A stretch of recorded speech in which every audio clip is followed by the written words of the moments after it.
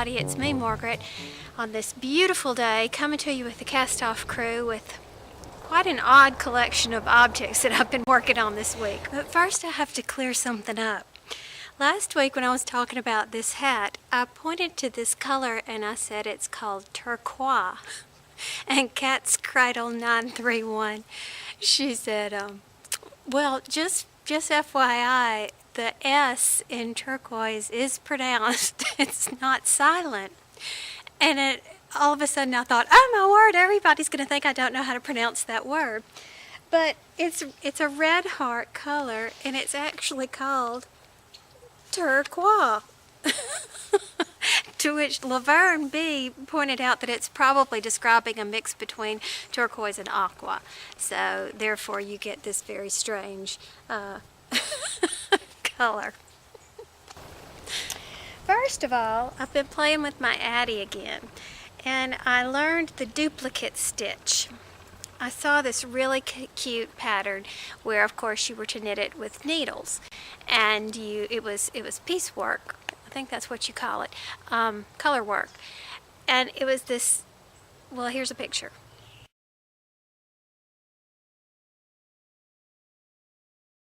But of course, you know, I can't do that. So I looked up duplicate stitch, and I got my Addi out and I did a practice. And this was my prototype because, again, I have difficulty in determining how many rows I need to do to make things or whatever. And of course, the yarn affects your length. So I did this little sheep, and it's okay, and you know, my stitches were uneven or whatever, so I said, okay, let's give it another go. Alright, this time I actually used a different yarn. This is Red Heart Turquoise, and this is Impeccable Aqua.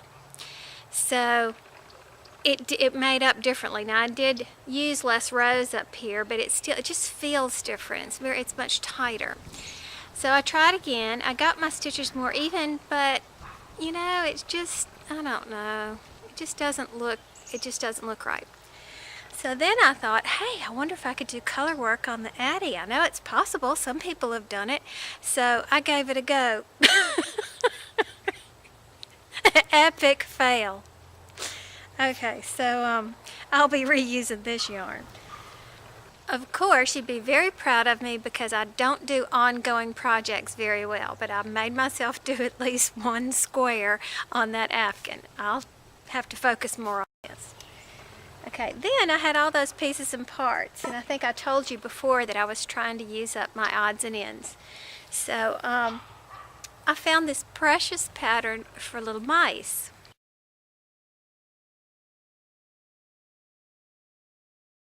And we've got a new kitty.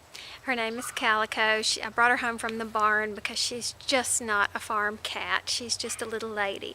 So she has come to stay here, and she's brought me a dove and another little bird and lizards. So she's quite the hunter. So I thought, I'm going to make her a little mouse. So I get some of this yarn that I had gotten, you know, from the lady that was being put in the nursing home. And it's not suitable. I mean, it's not what we're used to in acrylic. We complain about our scratchy acrylics. These are really bad, this old stuff. And it also has a stretch factor. For instance, see, here's my fingers. I can go, I mean, it's really stretchy when you get it to, you know, longer parts. So I'm following the directions with the G hook. And I ain't got a cute little mouse. I got a rat. So, needless to say, I was going to try to complete it because I thought it would make y'all laugh, but I just couldn't bring myself to keep working on it. So that was that. But I did manage a little mouse, doing it the right way. Now I actually did not follow the pattern, and it is now a pay pattern. I got this a long time ago before it was a pay pattern. But anyway, I didn't put the little face on it because I thought that might be kind of scary for myself. But anyway, it turned out cute, so I might do a few more of those. Calico, so far, she hadn't even seen it, but Smitty is quite disgusted that I want him to play with a yarn rat.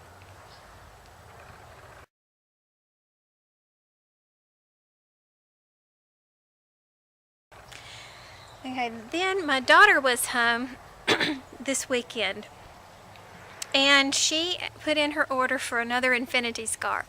Now, Maggie has extremely classic tastes, and she looked through Ravelry and was looking at some of the different types of infinity scarves, and she said nope, she wants a basic scarf similar to the one I did her that was green before.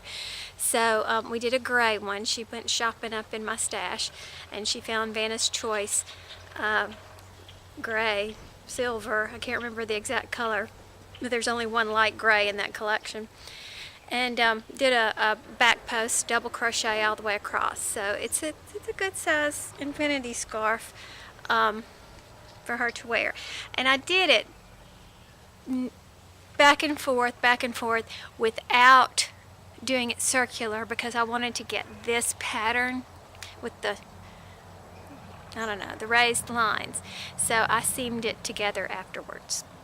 But she hadn't seen it yet. I'll send it up with her dad next weekend, so I'm not going to go to that game, but he and Thomas are going to go, so I'll send it to her for that. And then last but not least, just a few minutes ago, I completed this knitted hat on the Addi with a brim, a turned up brim. I don't necessarily, I do like rolled hems if they're done correctly, and I don't seem to be able to do them correctly. And I found this information on a blog on how to do that. So I have a tutorial coming for that for anyone who's interested. And of course the same thing could be, you can do a brim hat if you knitted. But loom knitting, it's so easy. You just bring up that bottom row, you stick it on the loom, and once over, it just doesn't want to work on my Addi, at least not for me.